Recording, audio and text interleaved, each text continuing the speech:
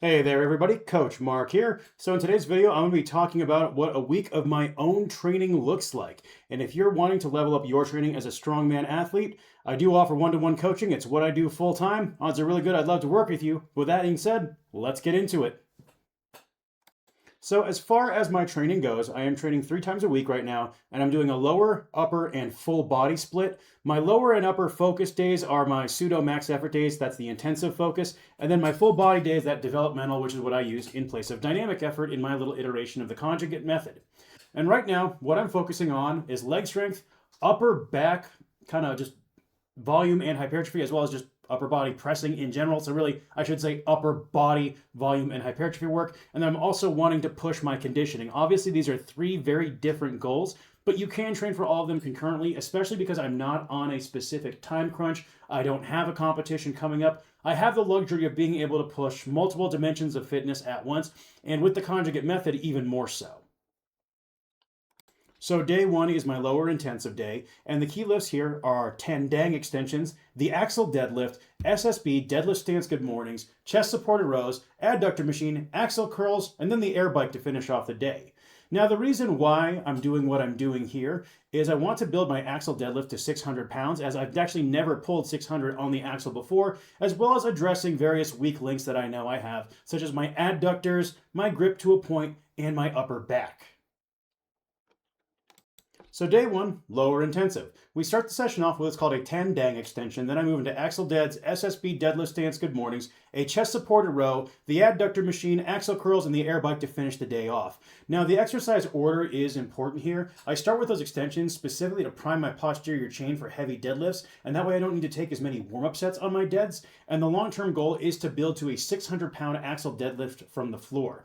And then after the deadlift and the good mornings, you'll notice I do switch over to chest supported and machine type work, and that's to help me continue to drive work into my upper back while also sparing my low back after those heavy compound movements. And then we wrap the day up with some targeted conditioning.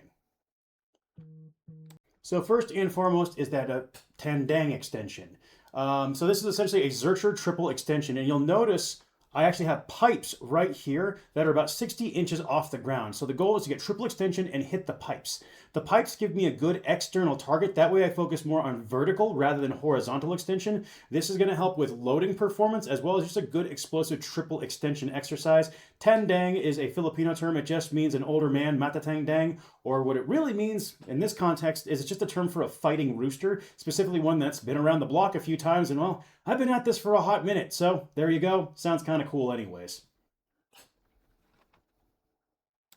After those, I move into the axle deadlift, and I'm doing these on an A week, B week rotation. So on A weeks, I'm going to hit a heavy top set on the axle and then do some speed work after that. And then on B weeks, I'm going to hit a 1 to 3 rep max on a given variation of a deadlift. So it's a modified bi-weekly max effort. I get heavy touches every week, but I'm only maxing out every other week. The axle sessions overall are there to help me just get more familiar with the implement, and then having a heavy variation every other week just helps change the loading out a little bit and also keeps training a bit more fun.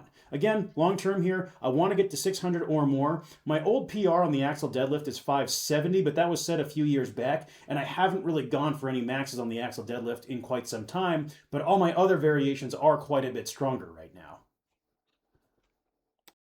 So then after that, we've got SSB deadlift stance good mornings to pins. That's just going to help reinforce deadlift mechanics. The chest supported dumbbell row helps reduce low back fatigue. And the idea here is we're starting with sets in the 12 to 20 range, and then I'm just going to move down to the 6 to 10 range across the next 7 weeks. The adductor machine, I'm just working a really common weak link here. Having longer femurs, the adductors tend to be weak. That's why you'll see people with long femurs tend to be unstable in the squat too. Having the adductors be strong helps you in that bottom phase. Also, strong adductors improve your break speed off the floor in the deadlift. We're starting with 2x20 and we'll just work down to 2x10. Some axle curls and then 120 calorie air bike test. So this is essentially replacing the 2K row. I'm opting for the air bike right now just to get a little more pump into my legs. I also like the rotational aspect of it. The goal here is to get 120 cals in under 7 minutes. I'm currently at about 7 minutes 45 seconds. Now day 2 is the upper intensive, so it's the log lift, strict BTN press, Dick's press, chin-ups, overhead cable triceps, and a ski erg. And the focus here is pushing my log 5 rep max, as well as just generally building a bigger, stronger upper body and range of motion through supplemental pressing. Then, again, we continue to get some upper back and tricep work in there, and we tack the day off with the ski ergometer.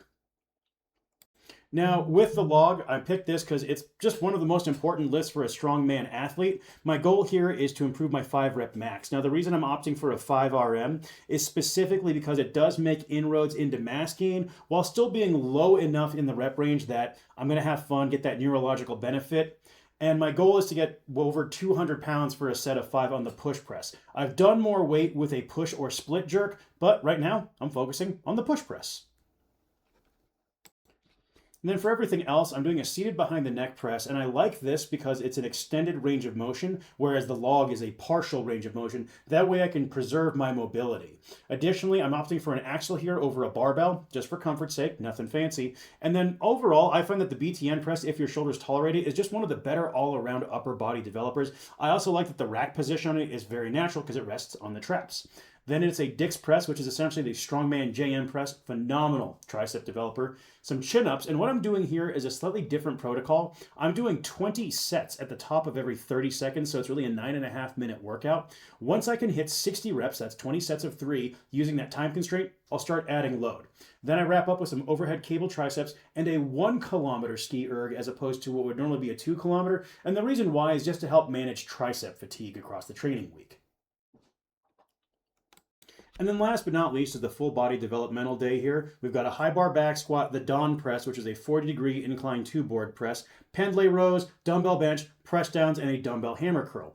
Big focus here is, again, just building general leg strength, developing horizontal pressing with that incline press in such a way that it's actually going to carry over to the log, and then some dumbbell bench thereafter just for a little more upper body mass. And then same thing with the pendlay row. We're just building a thicker, stronger upper back. Pendlays are a phenomenal movement for that. And then last but not least, a little bit of isolation work. Again, trying to fill out those sleeves. So the squat itself, again, I love the high bar back squat. I probably should be using an SSB, but I just can't get away from high bar squats. I really enjoy them, and they're one that I just want to get strong on, so I'm spending some time with it. I'm just doing a basic progression here where it's 2 4-week waves. It goes 6 by 6, 7 by 5, 8 by 4, and then 10 by 3. And then I repeat that wave for the second 4 weeks, and the second wave is heavier than the first wave. Very basic progression here. Then it is the Dawn press, named after Shane Reese of MST Systems. He is the log Dawn, and he's a big advocate for this as a supplemental movement for the strongman athlete to help improve overhead pressing. So this one has a lot of log carryover. Additionally, the 2-board is just very comfortable on the shoulder. This does have a slightly limited range of motion, which is why I opt for the dumbbell bench later in the workout to get that extended range of motion. Again, just something I like to do with writing workouts is if I have an extended ROM on one press, I want a partial ROM on the other. I find it's just a good way to balance things. And then again, our accessories, very basic stuff here, some bent over rows, the dumbbell bench press, press downs and hammer curls, just to round out the day. So you can see there is definitely an upper body bias across the training week right now, which is really what I need. So yeah, that wraps it up. As you can see, pretty simple video here. I'm looking forward to the next 7 weeks that I did just finish week 1 and seeing how things go. And I'll keep you folks updated as I reach the end of this training cycle. Obviously, check out the shorts tab. If I hit anything really exciting, I'll wind up uploading it over there. I'm probably actually going to wind up next week doing a whole video discussing that Tandang extension and why I like it so much, as well as programming for it. Let me know if you have any comments or questions down in the comment section below. Best ones are ones I will turn into topic videos down the road. Otherwise, I'll catch you folks later. Have a great rest of the day, and I'll see you next time.